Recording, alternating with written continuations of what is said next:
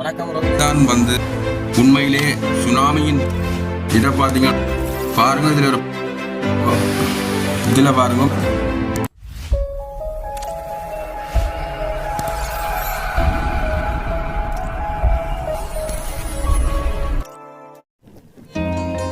வணக்கம் உறவுகளே. நாங்கள் இப்போ எத்தனை பார்த்தீங்கன்னா செஞ்சா வந்து தெற்கத்தி மாவட்டத்தில் மக்களுக்கு கண்டு பிரத்யேகமாக அமைக்கப்பட்ட ஒரு சுற்றுலா கடற்கரையினால் இப்போ வந்து நிற்கிறோம். இதில் பார்க்க ஒரு பிரம்மாண்டமான முறையில் அமைக்கப்பட்டிருக்கு.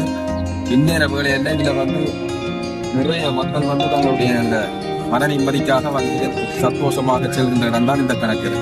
பார்ப்போம் இப்போ காணொலிக்குள்ள போகலாம்.